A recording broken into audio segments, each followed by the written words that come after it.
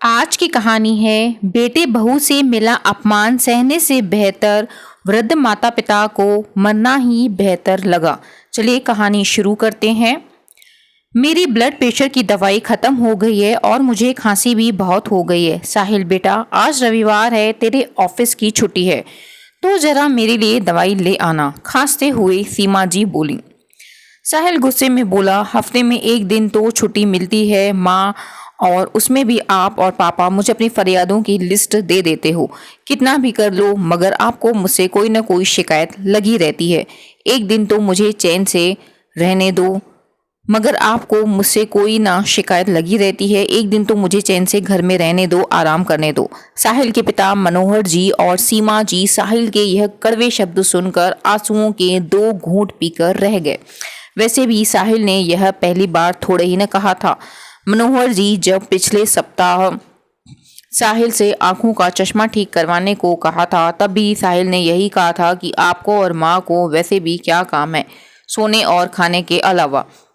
खुद तो रोज घर में मजे से रहते हो, मुझे एक दिन भी मजे से नहीं रहने देते। रविवार आता नहीं है कि कभी बाम की शीशी ला दो, कभी दवाई ला दो, कभी ये ला दो, कभी वो ला दो। पूरे सप्ताह तो मैं व्यस्त रहता हूँ, एक रविवार ही मिलता है आराम के लिए, उसमें भी आप मुझे बस अपनी लिस्ट थमा देते हो। सीमा जी और मनोहर जी दोनों की उम्र अब हो चली थी। उम्र अधिक होने के कारण वे दोनों ज्यादातर बिस्तर से उठ नहीं पाते थे।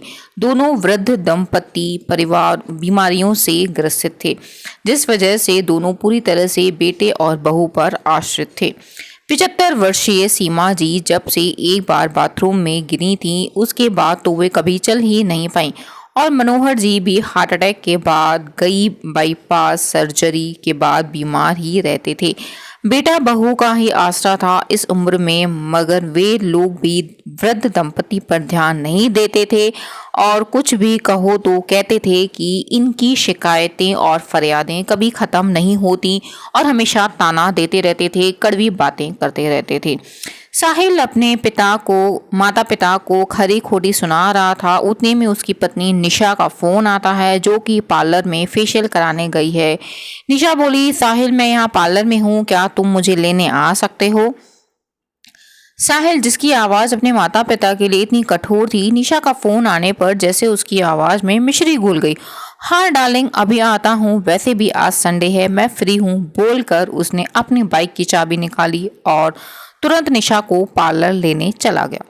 निशा और साहिल बाहर से आते वक्त अपने साथ खाने पीने का सामान भी ले आए, मगर किसी ने अपने माता पिता को खाने के लिए नहीं पूछा।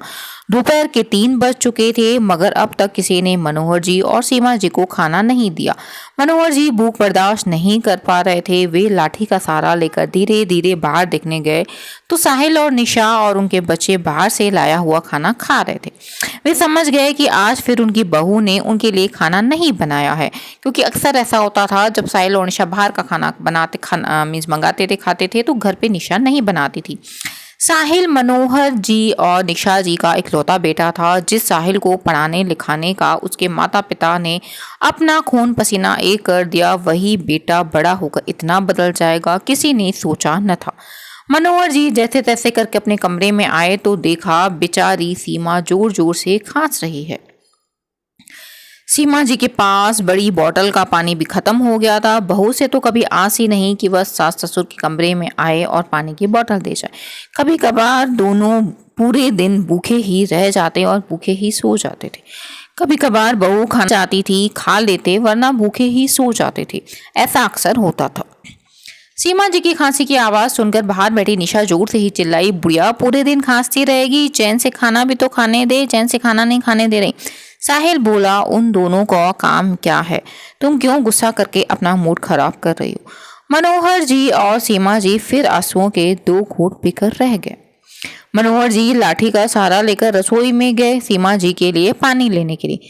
साहिल यह देखकर मनोहर जी के कमरे में आकर गुस्से से बोला, पापा हम क्या खा रहे हैं, यही आप देखने आए थे ना? आप लोगों के लिए निशा खिचड़ी बना देगी, जो थोड़ी देर आपको बाद में मिल जाएगी।